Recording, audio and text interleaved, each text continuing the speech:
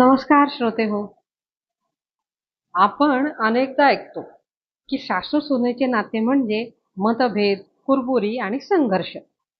पण कधी-कधी एखादी व्यक्ती आपल्या वागण्यातून नकळत आयुष्याचा मोठा धडा शिकवून जाते. आजची कथा आहे दोन सासवांची. एक स्वतःच्या अधिकारात जगणारी, तर दुसरी नात्यांना मोकळा श्वास देणारी. शीर्षक आहे, तुझ्या सासूबाई जरा रागीट दिसतात. या कथेतून जाणून घेऊया समजूतदारपणा, मैत्री आणि बदलाची सुंदर कहाणी. लेखिका आहेत सौ प्रतिभा परांजपे, अभिवाचन करिश्मा गडकरी. चला तर मग सुरू करूया. अपर्णा ऑफिसमधून नुकतीच घरी आली होती. आईने दिलेला चहा घेत तिच्याबरोबर गप्पा झाल्या. तेवढ्यात दारावरची बेल वाजली. यावेळी कोण बरं म्हणत तिने दार उघडलं. समोर तिची मैत्रीण नेहा सुहास्य वदनाने उभी होती. अरे, आज कसं काय घर सापडलं म्हणत अपर्णाने तिला आत घेतलं. अगं कधीपासून यायचं होतं, पण आज निमित्त काढून आले. परवा माझ्याकडे भेशी आहे. तसं फोनवर सांगता आलं असतं, पण अगं छान केलंस आलीस तर. अपर्णाने तिला आश्वस्त केलं. तेवढ्यात आई बाहेर आली. नेहाने नमस्कार केला, पण तिकडे लक्ष न देता मी जरा बागेत जाऊन येते ग म्हणत वीणाताई बाहेर गेल्या. कोण ग? तुझ्या सासूबाई का? जरा रागेटच दिसतात. नाही ग, माझी आई आहे. हो का? अय्या किती छान. बरं आहे. तुला ऑफिसमधून आल्यावर छान चहा मिळत असेल रेडीमेड. हा, हो ग. अपर्णा कसमसा हसत म्हणाली. थोडा वेळ बसून नेहा निघून गेली. अपर्णा कामाला लागली. आई फिरून परत आली तेव्हा उदय नुकतेच ऑफिसमधून आले होते. ती आणि उदय गप्पा मारत बसले होते. आई बस, चहा गरम करून देते. काही नको, मी घेईन, वीणाताई काहीशा फणकाऱ्याने म्हणाल्या. जेवण आटोपल्यावर अपर्णाने विचारले, आई काय झालं, अशी नाराज का दिसतेस? काही नाही ग, इथल्या बायका मला मुळीच आवडत नाही. काय काय प्रश्न विचारतात. मुलगा काय करतो, कुठे असतो, तुम्ही येथे का असता, असे अनेक प्रश्न. अगं मग सांग, मुलीला माझी गरज आहे म्हणून राहते. हो, पण तरीही तुमचा मुलगा कधी आलेला दिसत नाही. अगदी राखी, दिवाळी, काय बाई त्या चौकशा. मग मलाही राग आला. मीही सुनावले. तुम्हाला काय करायचंय? तर म्हणाल्या, जावयाला चालतं का हे? आई, तू लक्ष नको देऊ लोकांच्या बोलण्याकडे म्हणत तिने विषय संपवला. अपर्णाला आईचा स्वभाव ठाऊक होता. फटकळपणा, सडेतोड उत्तर देण्याचा स्वभाव, त्यामुळे समोरचा वचकून राहतो किंवा मग संबंध तोडतो. तेच आईचं होत होतं. वहिनीशी जुळवून घेणं तिला जमत नव्हतं. प्रत्येक वेळी मी म्हणते तेच बरोबर असं होत नाही ना. पण इतके वर्ष आपलं तेच खरं करणाऱ्या आईला आता खूप त्रास होतोय. त्याहीपेक्षा तिला समजून सांभाळणाऱ्याची तारेवरची कसरत होत असते आणि हे तिच्या गावीही नसतं.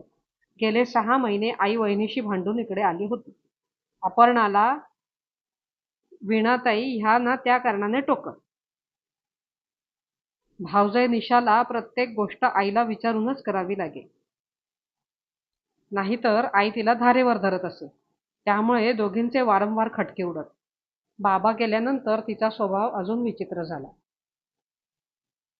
सकाळी अपर्णाने ऑफिसला निघताना आईला सांगितले, काल रात्री मोहन भाऊजींचा फोन होता. ते व सीमा येत आहेत.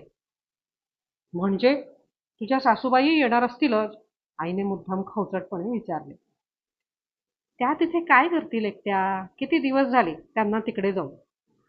का? तिथे करमत नाही वाटतं? आईने मुद्दाम विचारलं.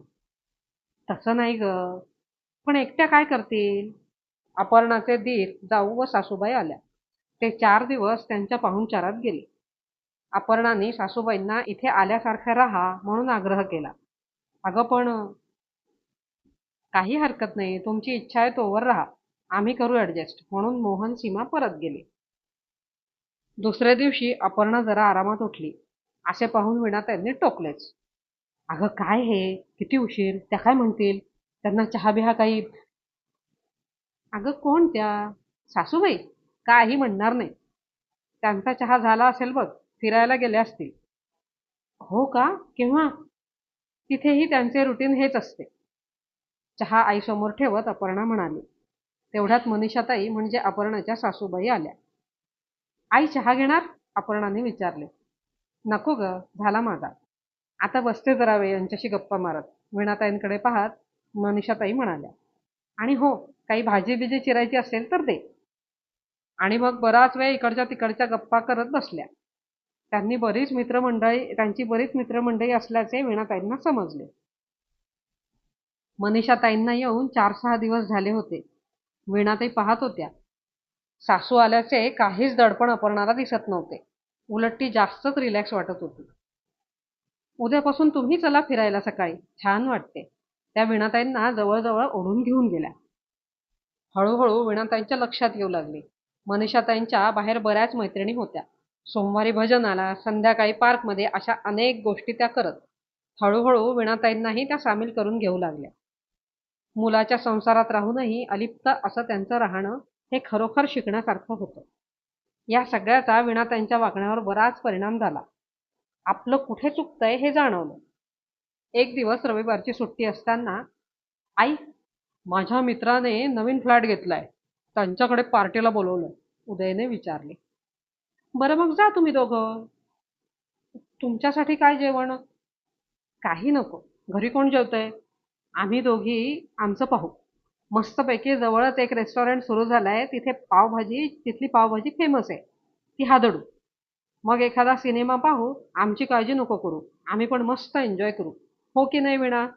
टाळीसाठी हात पुढे करत मनीषाताई म्हणाल्या. मी तुम्हाला नुसतं वीणा आणि तुम्ही मला मनीषा म्हणा. चालेल? हो, वीणाताई म्हणाल्या. अपर्णा उदय गेल्यावर मनीषाताई एक टी-शर्ट व लेगिन घालून हजर. हातात तसाच एक ड्रेस वीणाताईंना देत त्या म्हणाला, हे घाल. साडी नको, जरा हटके दिसेल. खूप दिवसांनी वीणाताई खूप आनंदी दिसत होत्या. ते पाहून अपर्णालाही बरं वाटलं. काय मग, दोघींनी खूप मजा केलेली दिसते, अपर्णा म्हणाली. हो ग, कितीतरी दिवसांनी सिनेमा बघितला. रात्री वीणाताई विचार करत होत्या. आपण निशाला अशी मोकळीक का दिली नाही? सतत तिच्यावर सासूपण गाजवलं. मनीषाताई सासू असूनही आईच्या प्रेमाने समजून घेतात. हळूहळू वीणाताईंच्या स्वभावातही बदल जाणवू लागला. त्यांच्या लक्षात येऊ लागले, मुलाच्या संसारात लागली तर मदत, नाहीतर अपर्णा म्हणेल तसं मनीषाताई करत आहेत. त्या सिनियर सिटीझन ग्रुप, भजनी मंडळ अशा अनेक गोष्टी करतात आणि त्यात वीणाताईंनाही बरोबर घेऊन जातात. मुलगा सुनेच्या संसारात राहूनही अलिप्त असं त्यांचं वागणं राहणं होतं. मागितल्याशिवाय सल्ला देत नसत. मुख्य म्हणजे आमच्या वेळेला असं हे पालुपद लावत नसत. आणि हेच त्यांच्या आनंदी राहण्याचं गमक आहे. एक दिवस वीणाताईंनी निशाला म्हणजे त्यांच्या सुनेला फोन केला. मी येते आहे सांगण्यासाठी. निशाही आम्हीही वाट पाहत आहोत असं म्हणाली. हे काय, आम्हाला सोडून जाताय? कंटाळला का? मनीषाताई म्हणाल्या. अहो, तेही वाट पाहत आहे. बरं आई, पण अपर्णा बोलता बोलता अडखळली. अगं नको काळजी करू. मनीषाताईंना पाहते ना, त्यांचं अनुकरण करेन. त्यांनी गुरुकिल्ली दिलीये. हे ऐकून अपर्णाच्या मनातली काळजी थोडी दूर झाली. आई, परत ये लवकरच. मला तुझी आठवण येईल. डोळे पुसत अपर्णा म्हणाली. हो ग, मलाही येईल इथली आठवण. आणि विशेष म्हणजे ह्या माझ्या मैत्रिणीची. मनीषाताईंचा हात हातात घेत वीणाताई म्हणाल्या.